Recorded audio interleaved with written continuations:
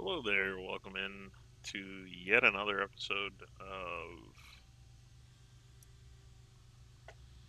Are We There Yet?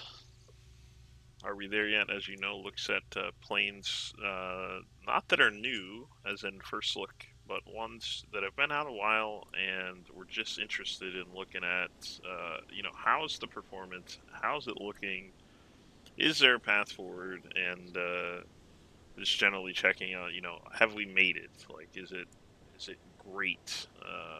Highly recommended in that category. And today we're looking at the Fenix, and we'll use the Phoenix's own system to fast forward the cruise section. This flight's a little bit longer than I would want to do for kind of a full length posted video. So we're gonna take advantage of that being built in. And if you didn't know that it's built in, you do get a ×2 sim rate in the FMC, the McDo, if you will.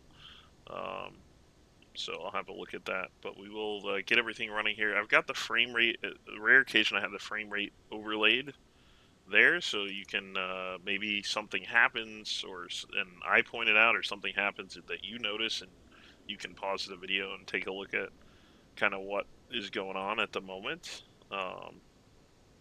So far, sitting here at the custom, I think by WingSim, SKUC, which is at Auca, just south of the Venezuelan border in Colombia, we're getting around 40 frames. We're averaging about 40 frames a second, which is leaps and bounds above what this plane was for a while. And one of the things I called out in my the 50 plus plane review video was that was my only thing with it is I can't, it stutters on landing. um, Whenever I get the screens going, the frames go way down.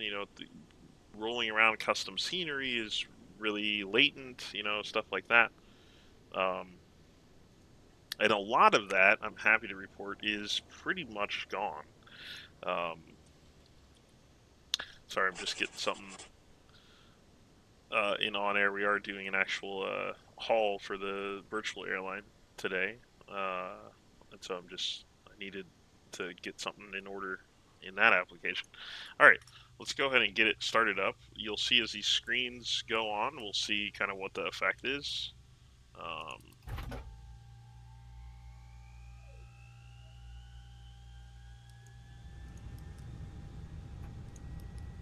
I will try to be as efficient as possible, but I also want to give ourselves a chance to look at kind of any major things that are going on.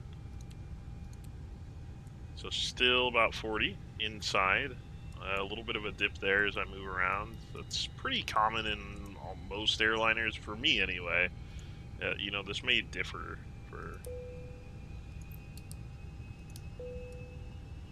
for others.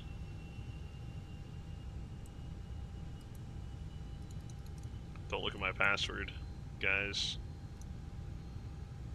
All right, we are set to have a.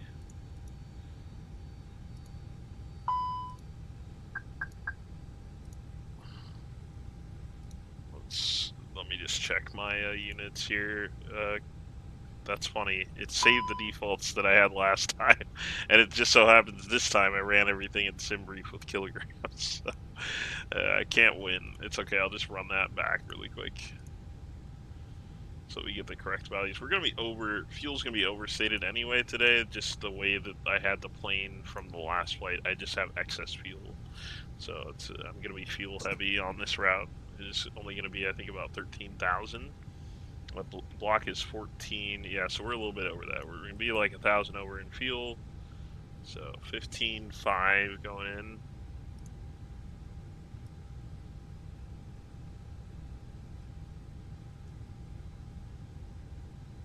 And then 0 fuel weight, 130.5. So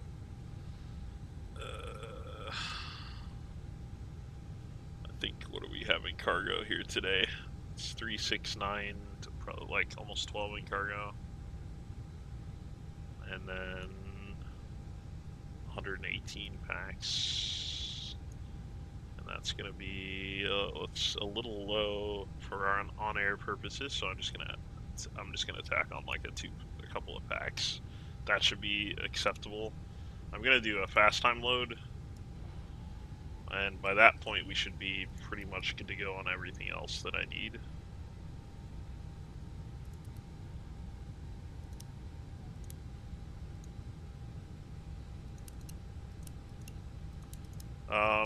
Other things to note. There was some, so my throttle, you're gonna hear probably the throttle kind of disconnect sound or whatever.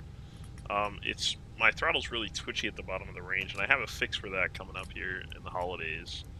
But so you may hear that in this plane. It's very sensitive, right? And it does require calibration. So don't forget to do that as usual. But what I did notice is there seems to be more native support for single PODAS throttle users like me. So I don't have a double, I don't have an Airbus, I just have a T16,000. And it does actually, what would happen is it would scale exponentially for us who just have the single stick and no reverse kind of lever or anything on it. Because I use either push to reverse or I use reduce throttle in the menu. But whatever they did over the last two major updates, there was a phase 1 and a phase 2 update, and that's kind of what I'm looking at today. Whatever they did allows the scale factor is not as aggressive. So what used to happen is if I just slightly move this throttle, it would go almost to climb, and so I'd be trying to taxi around, and I would just be having to brake. The engines would be whining. I'd be burning all sorts of fuel. So that hats off to them for that. It's much more linear down in this range, which makes it much easier and friendly for single throttle users who don't have the TCA or any advanced equipment. I mean, for that matter, you could be on a Extreme 3D Pro using a little paddle for throttle, and it should work relatively okay. Like, you should be able to taxi around. That was the main thing for me anyway. I did have some problem pulling in from the McDo, the sim brief before, but it seems to be fine today. So I don't really know what that was about, but it seems to be okay today. Flying Avianca 829, and if it's good a time as any to remind you, if you don't know why we always fly 829 or 3829 or 4829, it's because August 29th is the anniversary of Hermanos being born as a charity organization here in the state of Washington, and so we always fly with that around. And usually if we're flying a 4-digit, it's because it indicates the season that we're in. So it'd be 4829 if we were doing a 4-digit. I still sometimes use 3829 just because it's technically the third year, but yeah.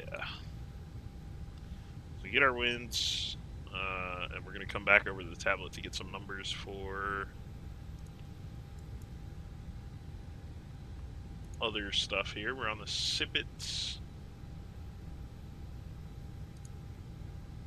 1 Echo departure off of 29.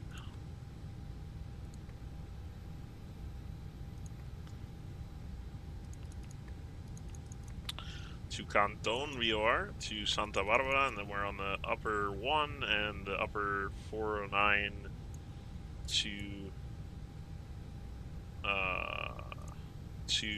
I guess I didn't mention we're in Arauca. We're headed to Maicao. We're headed to La Mina. It's quite a small airport. There are really no procedures, but what I want to do is at least if we can get a runway in, and I'm going to land west today, and hopefully I'll have some sort of runway extension, so it will be nice and clean. I don't expect any major weather factors today, so it should be a nice clear flight. We're going to be up to 340, given the plan. And so you can kind of see now we're averaging 35, 36 when I'm kind of just dead staring at the screens, right? And certainly like the movement, anytime I'm moving around, you're going to see that go down 1 or 2. FPS just for generating the little lights and the little, you know, all that kind of stuff. So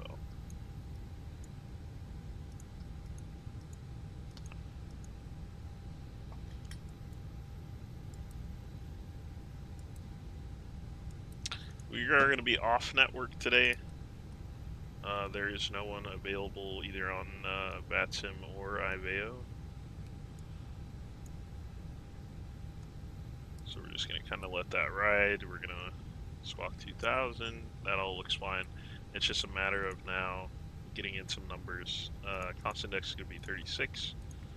340. I thought that usually imported with the plan, but maybe not. We're going to need to wait now because I didn't write it down. That is the one thing, either between the two tablet things that you need to do, departure per and the McDo, there is a period there where if you have hit load on passengers already, you're not going to get, these are real, these are live values, so you're not going to get it accurate until you're finished loading, which is fine if you're not in a hurry. A lot of times for us flying with the BA, it can be a little bit of a nuisance.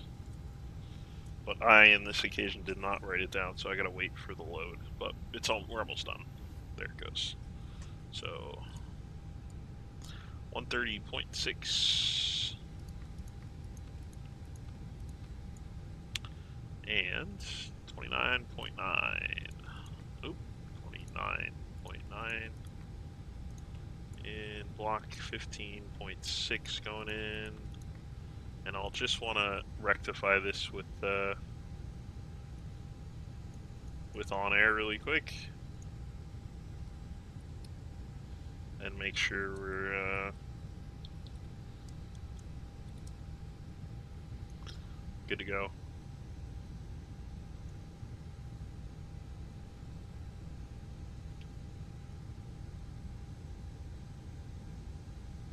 Oh, it's not.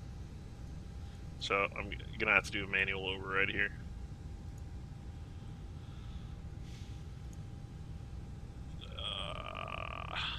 I'm gonna have to do a manual instant override here.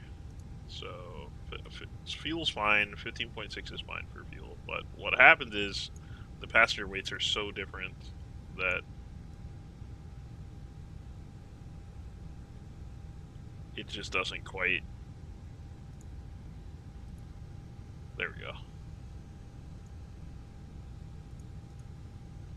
And if you didn't know that, you can also do that. You just have to reset what you have in there. I know it's not like hyper realistic or anything, but you know, sometimes when you got a bunch of systems running, it's just like sometimes you gotta cut corners.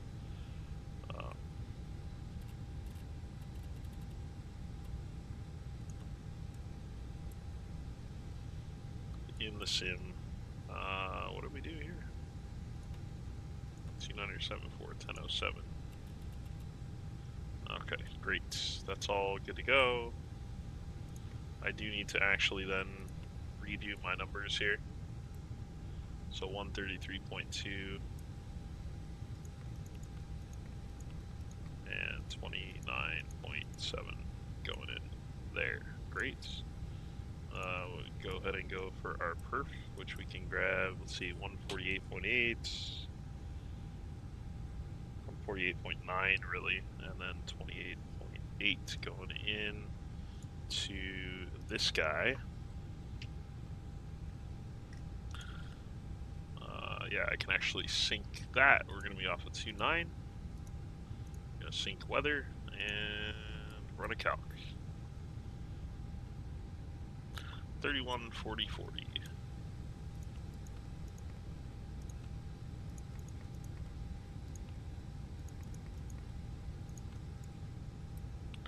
One down, 1, 53.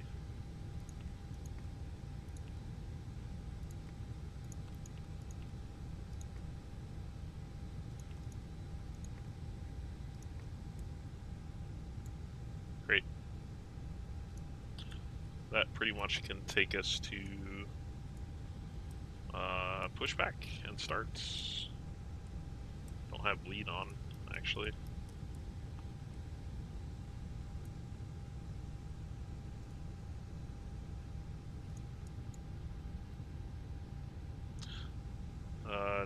Oh yeah, it's so I have here's another thing. Actually, well, no, it's a straight back push, so it's not a good time to show you guys that tool. But I have something called I'm forgetting the name now. It's FS to crew pushback or real pushback or something. I don't remember what it's called. But it does interfere. One of the things about it, it does interfere with other tugs and the default tugs, so it kind of replaces them. And it doesn't. And currently, in the current version, it doesn't actually replace it with the tug, so you're just kind of getting pushed magically. In this case, it's going to say permanently no tug available, but you can still do your pushback through the plane. It probably will be bouncy though, is the only thing, which is not great. I wish they would do another update on that. I haven't even done a feature on that, that add-on yet.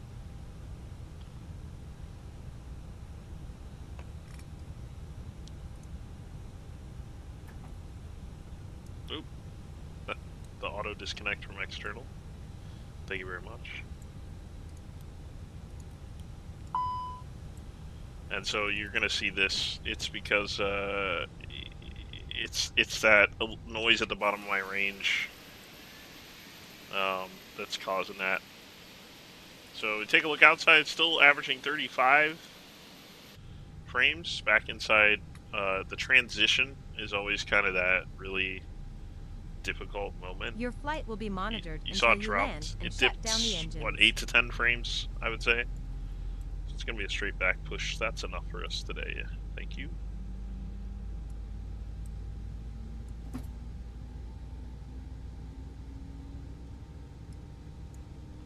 But those transition moments, right? Coming into the plane from the menu, transitioning from internal, external views, stuff like that. You will certainly get some reduction in performance. Now, some of the 40 series cars with frame gen, as far as I know, those all perform swimmingly. So, if you're in the market, word on the street is that the 4070 Ti is primo these days. And apparently AMD, for Flight Sim in particular, something about the way it packets things or something. I don't really know anything about that kind of stuff, but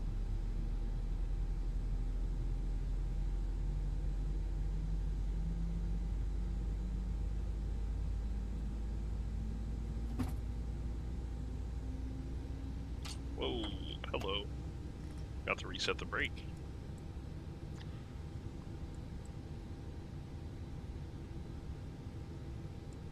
Alright, good starts on both.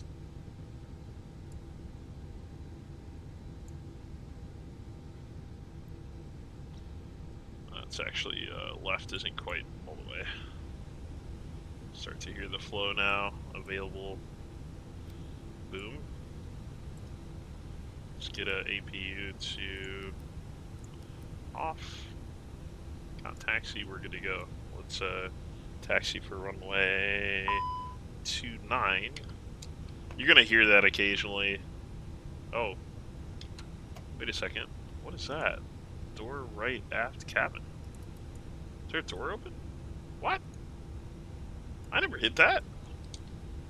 Maybe when I turned, where I was clicking on the other screen, maybe. I think there is some bleed on the other side. If you're in a multi-screen setup, I think there is some bleed in this aircraft. Like if you're clicking on another screen, you may actually be clicking in the aircraft, you know what I mean? So just be careful of that. But that's really nothing new. Has nothing to really do with the update, so.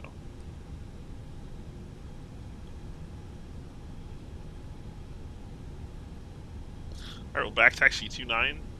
You can see we'll get some movement around the terminal, right? So we're coming down a little bit. There's some spikes that you see. A lot more spiking going on. You can see the lovely 3 lights that haven't made it into the actual light fixture in the scenery for whatever reason. Probably some old asset that I have for for lighting. I do need to update a bunch of libraries, actually.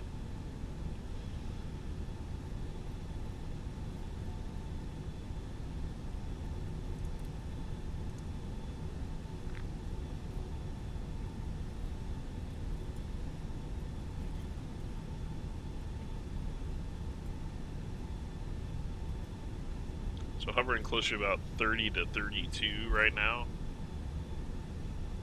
if you can see that. And you know, for takeoff and cruise, I probably will. I'll probably have it off, just because it's going to be about as stable as it's going to get when it's kind of up and away from scenery stuff and not having to render the close-ups on all this detailed, you know, the reflections and whatnot on individual objects and stuff. It should settle in and not really be a factor anyway. But I did want you guys to see that.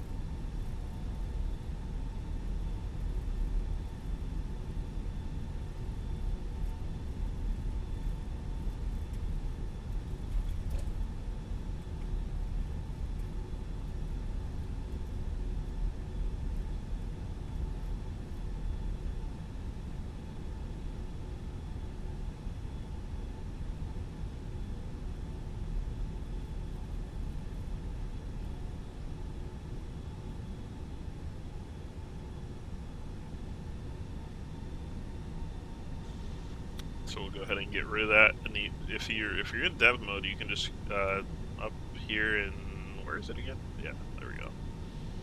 In display, I think it was. Get flaps, and we'll get out of here.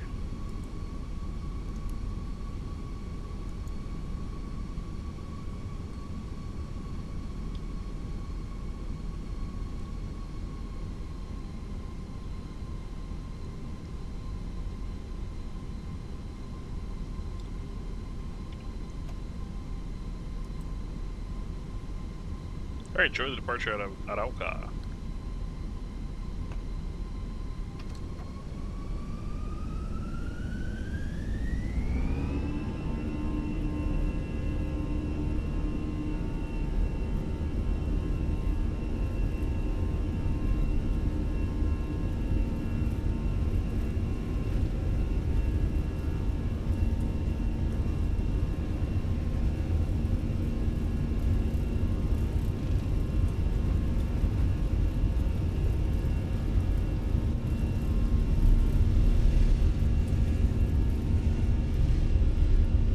Airborne time logged.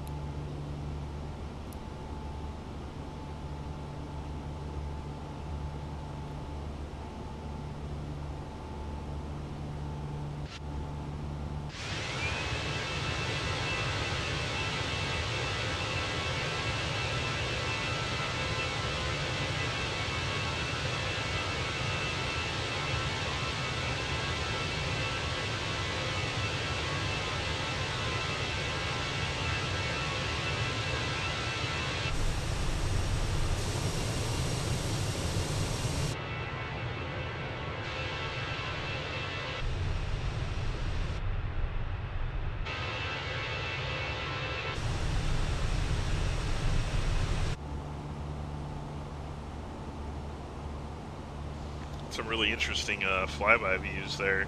I actually didn't even know that. Never played around with that in this plane.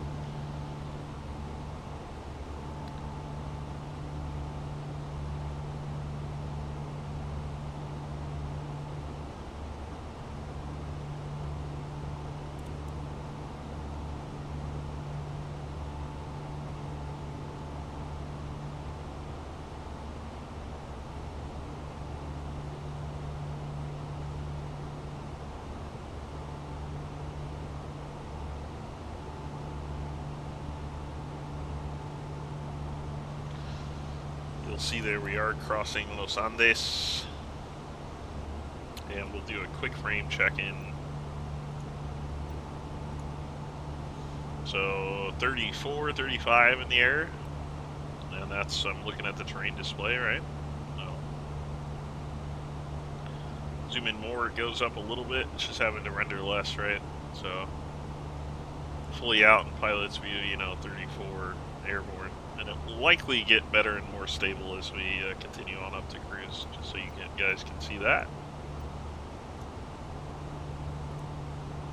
So leaps and bounds. I mean, I'm talking, like at this point of a flight, it would usually be okay, like around 30, but taxi around the ground, takeoff, landing, all of that was really stuttery and, you know, sub 20 for me, sub 15 sometimes, like sometimes really, really bad. So it made it basically impossible to land the plane. So I just kind of stepped away from it for several months, and then they said they were working on a official V2, Block 1 and Block 2, whatever they called it. So I just waited until Block 2 was totally done and picked it back up, and I'm glad that I did. It's certainly, as anyone who has this plane, I mean, you know, it's leaps and bounds above fly-by-wire, even though fly-by-wire has come so far and it's free. It's definitely nothing against them. I think, you know, you don't fly the 320 much, or you just, you know, want something above the default, you know, 320s. The fly-by-wire is definitely a great option. If you do more, and you have more of the Airbus style peripherals and whatnot, then for sure the Fenix is where you want to be.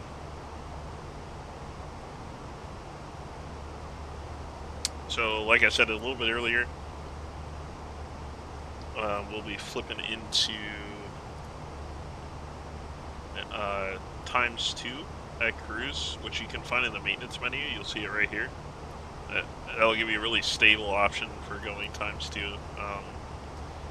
It's the native sim rate sometimes is too much for some of the, because there's also a frame rate associated with the screens and whatnot too. So it only goes as much as your frame rate can handle as you're multiplying it up, you know. So they avoided that by just doing their own ×2 within the plane. We'll get up to 340 and pop that on, and keep this video somewhat manageable in size and time frame. Of course, by the time I popped in this plan, you know, it added like 30 miles to the direct, so it actually was longer than I thought. So it was about 270 miles. It became about 320 or so. So at that point, I knew I was going to have to sim rate at least a part of it.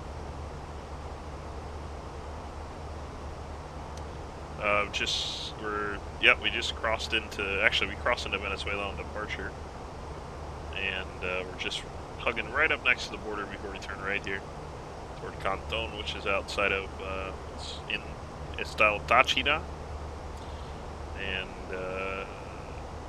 it's a feeder VOR for San Antonio de Táchira, which is Sierra Victor Sierra Oscar. It's one of the few paver sceneries that exists in the country. Nice area. And of course we'll pass pretty close over Merida. Santa Barbara will be Sur del Lago, and then we'll head all the way over to Peninsula Guajira, Maicao.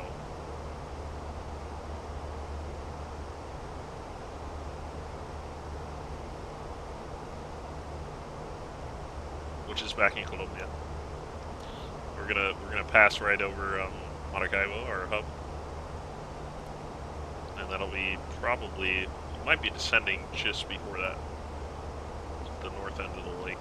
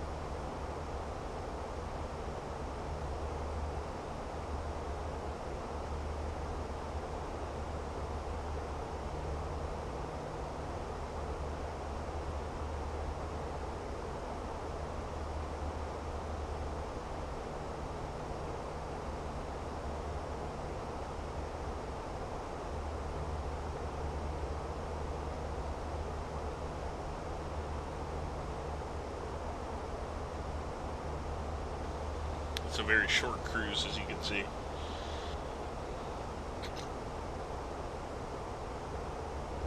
Might throw this on just a little bit early because otherwise we're not really going to cut out much at all. So times two kick in.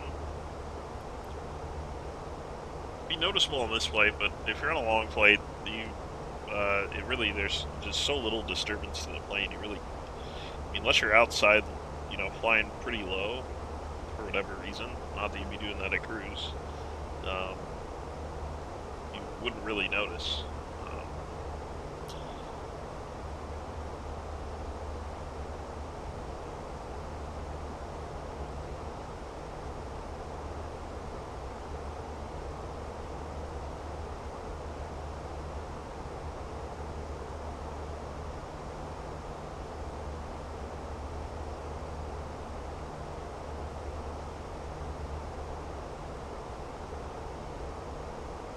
So many of those out there to the right,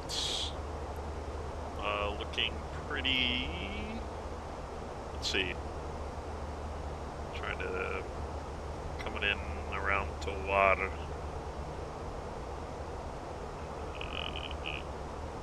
Yeah, down there. Yeah, it's pretty normal weather. Kind of broken 5,000-6,000. It's pretty normal.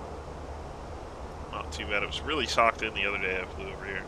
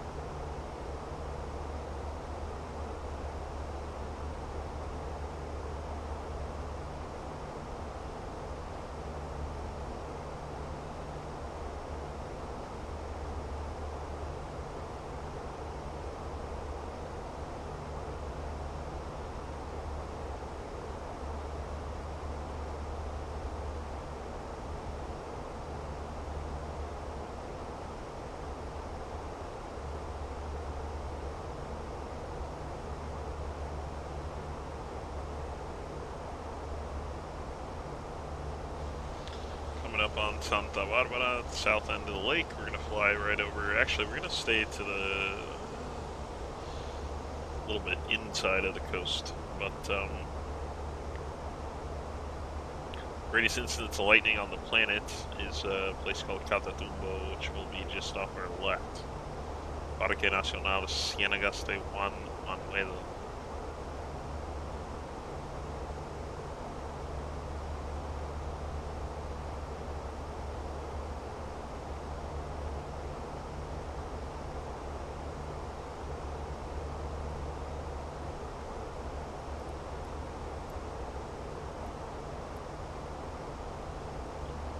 I don't think much of that is simulated. I think it takes a certain level of presence in the cloud cover in order for it to kind of produce lightning in the sim. Sometimes it's just it's just so humid in this area that it's almost like you're in a cloud permanently. Which I don't think those kind of exceptions are added to the sim. But then again, I haven't spent any considerable time flying on this side of the lake at night, kind of VFR, or at least in a slow plane. So I should probably do that one of these days.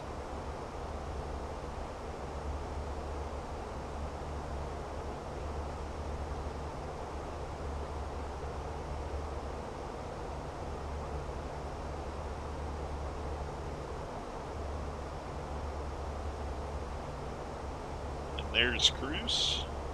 So we're going to go ahead and step down to, let's see,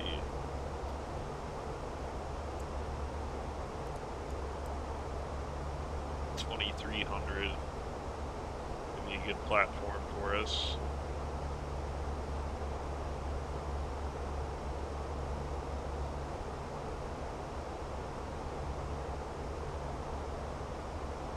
see the movements are just, they're a little jerky at times too. But they're very accurate to the plan still, which sometimes, in some planes when you use the stock sim rate, you'll see them like overfly something because it's processing the plane is going that much faster, and so it will like kind of wobble around the LNAV path. But in this one's still very crisp, which is why you see even that motion accelerated into the bank there.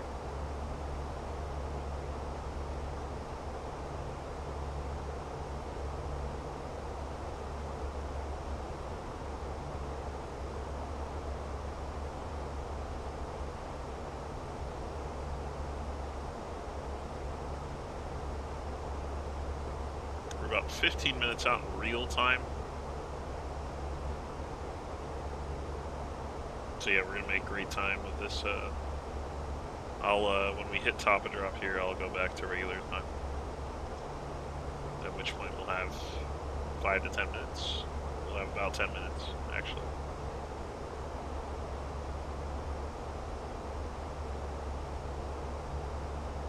Maracaibo is basically around on the west side of the skinniest part of the connection between Lago de Maracaibo and Golfo de Venezuela.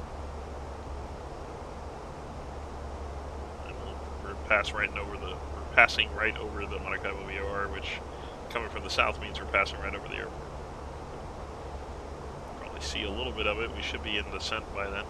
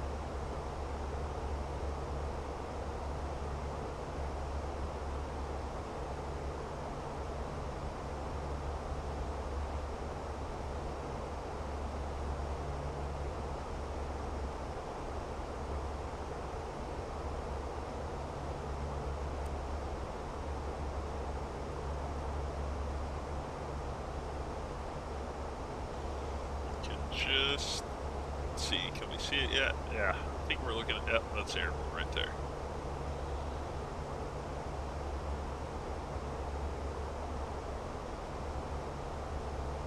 And the city of Maracaibo right here.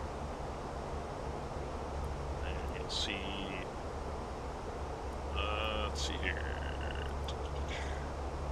Barrita, Cabimas, and Ojeda.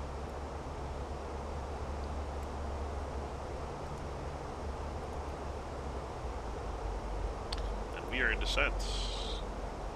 Destination data has already been added. I'm gonna go ahead and pull back. Yeah, it's gonna ask for more drag. We're a little bit late on that. So come back to about half and we'll go on the rates.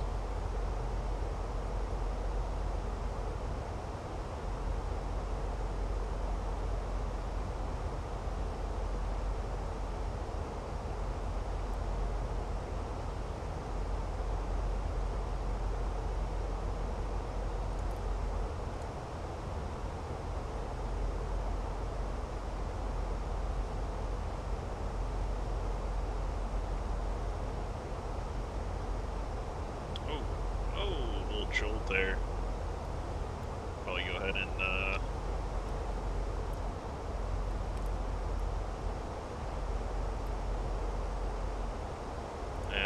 ahead and throw that back on.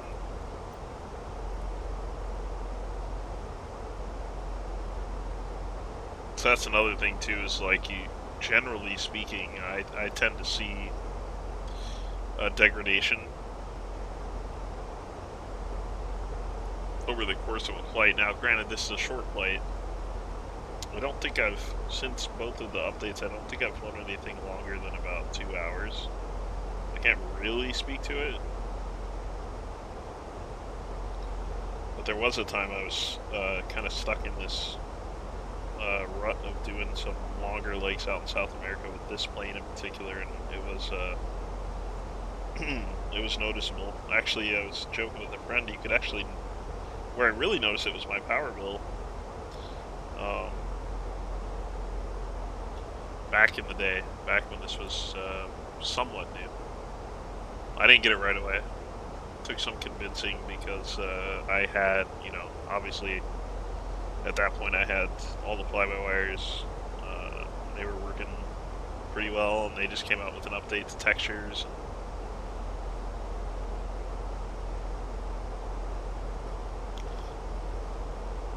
But I think something you'll maybe, knock on wood, I think you might see with something like the PC-12 too, by SimWorks Studios, where it's like, yeah, there is already one, but it's, it's not done to this level, right?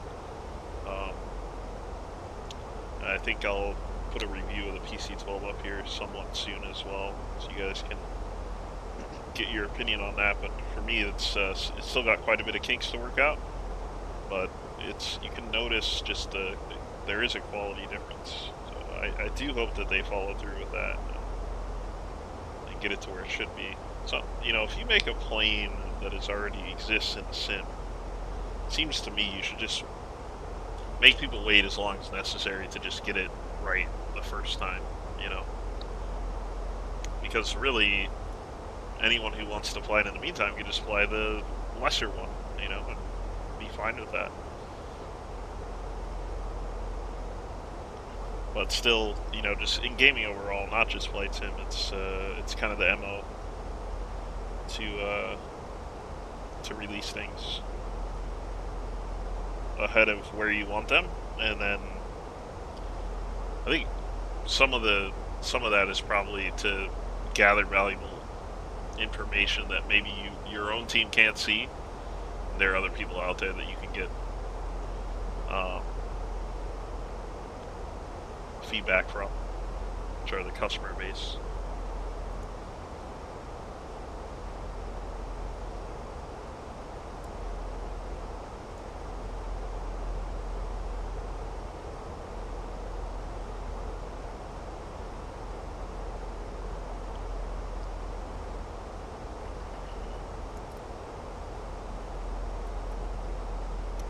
So top's 4,600.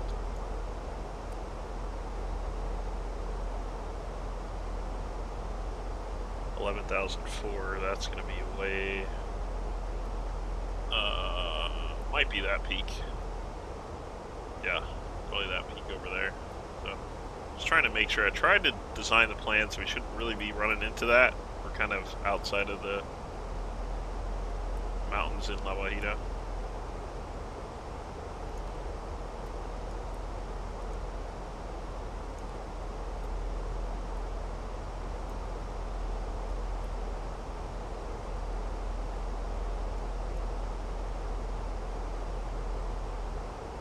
Get a little outside view. Down to, well, actually, up to 40 outside. We are in an area right now that we're past Maracaibo, we're in an area where there's really nothing to speak of in terms of PG. So, see that transition, the spike into the 20s. It's pretty common. But yeah, I think you guys probably get the point by now.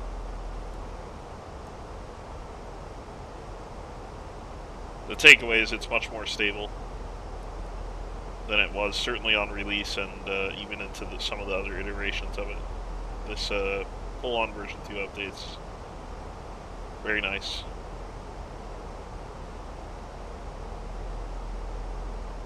So I think in answer to the question, is it there yet? I would say yes.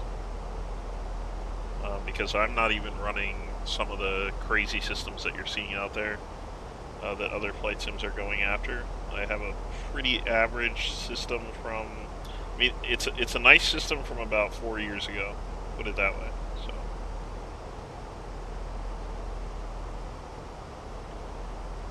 So it's low to average these days.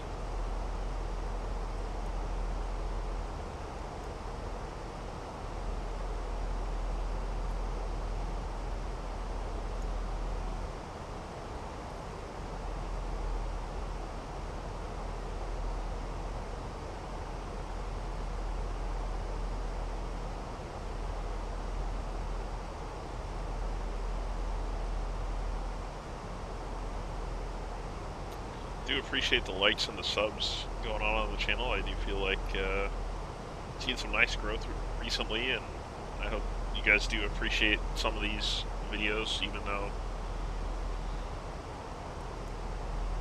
pretty often they come out late because I just don't have a chance to get around to doing it, or I want to wait and maybe fly something once or twice before I do something, so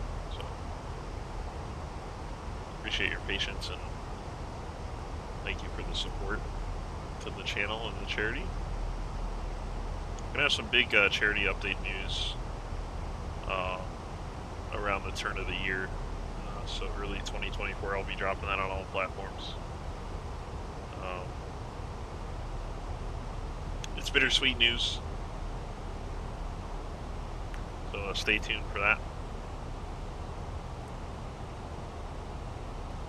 But lots of good content in the coming days, and some very enjoyable group flights in the Discord. If you want to access the Discord, of course, you can join the Patreon, patreon.com/EdamanosVAs, where you can get access to the Discord, liveries, sceneries, all sorts of good stuff going on in there, as well as group flights. It's actually the past, well, by the time this airs, it won't be this past Saturday, but recently, I'll say recently, we've had some really good Saturday flights going on in the Discord, and I am tempted to just keep those that way because they've just been so successful and fun.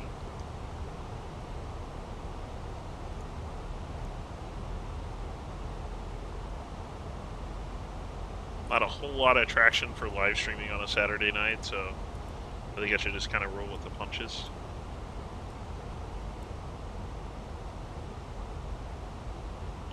It's not saying less drag yet, so I'm going to go ahead and leave that out. I'm probably going to have to manually override speed because there are no approaches here, so it's got nothing basically on these directs. It's going to have an altitude that's extrapolated, but it has 157 at CF. Yeah, I guess. There it goes. Now it's telling me. So, light should have gone on.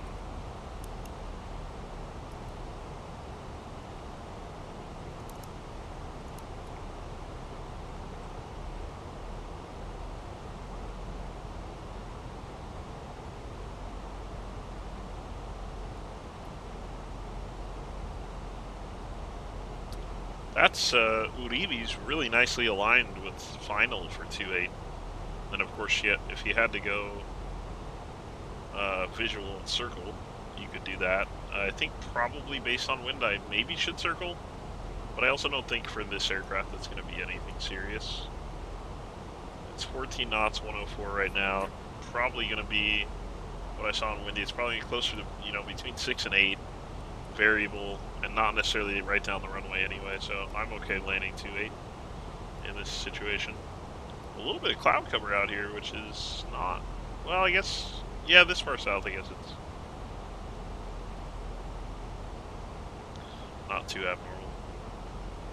Further north on, like Alta Guajira and that is pretty much desert, so. This is like shrubland, scrub brush kind of area, which is what most of the Maracaibo, Western Venezuela region is around the lake. It's still pretty dry, but has its moments of massive plantain farms and stuff like that.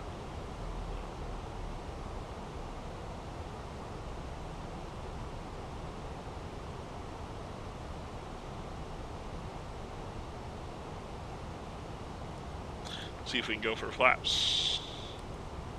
Help her out a little bit here.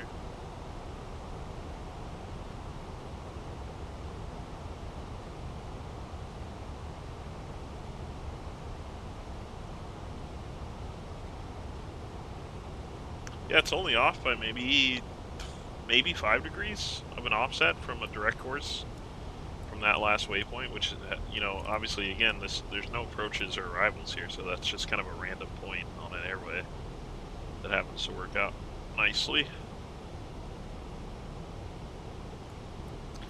And I think, yep, there's La Mina. See it coming in right there.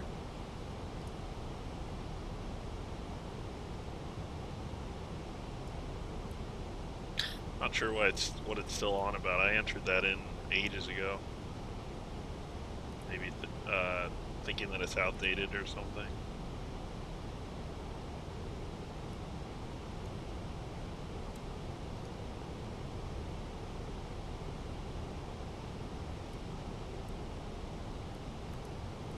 It's open into flaps too. We do need to flap out here.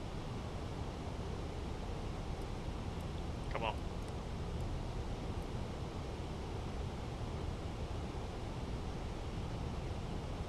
I can see it at 140, so I'm not sure what it's holding right now. 2,500.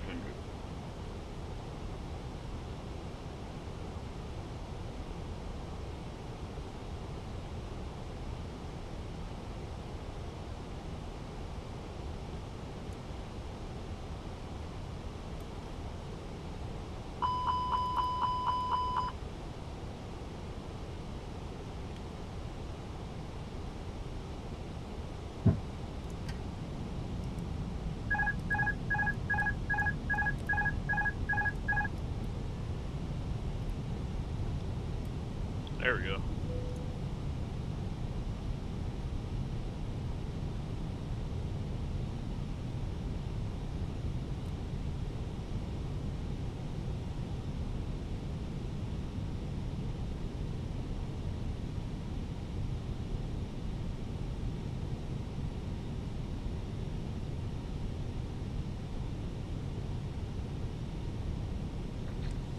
It's got 23 knots now. Quartering tailwind. Yeah, we should have circled. It picked up in routes. It's a bit more down the runway than I planned for, so. 1,000. Be alright.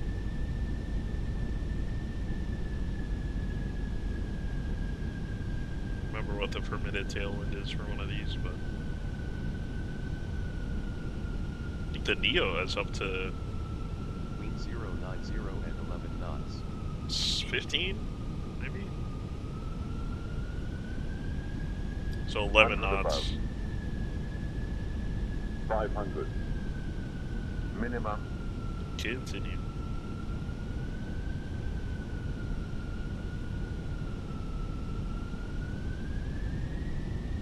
Whoa, buddy.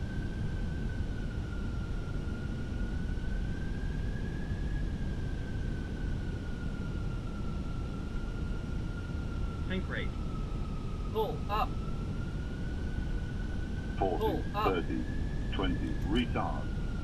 Landing time logged. Retard. Oh, we hit and we. Airborne again. Oh no. 20. Retard. Landing time logged. Two landings.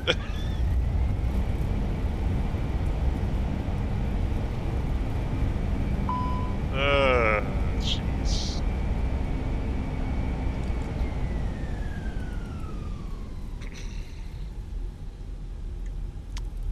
Is that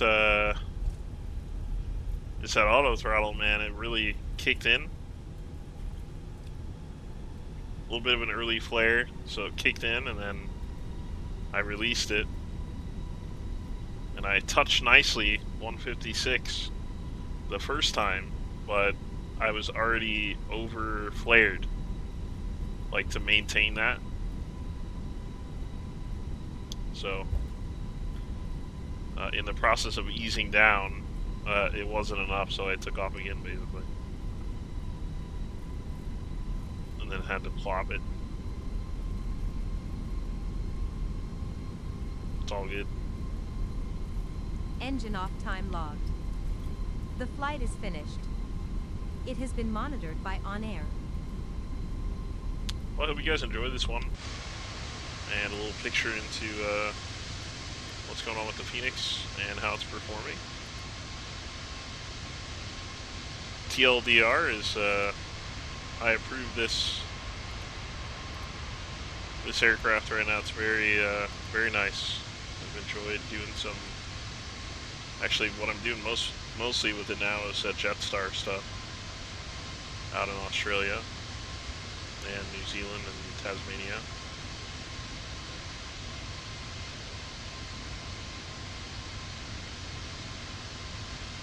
One of these days we'll do it, we'll show off the Hermanos livery. I somehow in the data transfer of upgrading the PC, I lost that particular livery, and I don't have it on the Patreon, so I have 2 320 liveries that I need to post on the Patreon, so you guys will see those for sure over the break.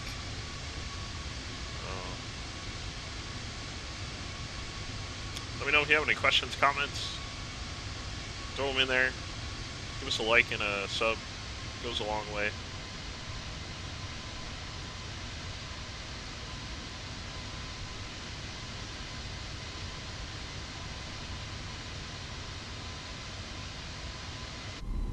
And until the next one, wish you well. Happy holidays. Hasta la próxima y saludos desde Macao, la mina. Su.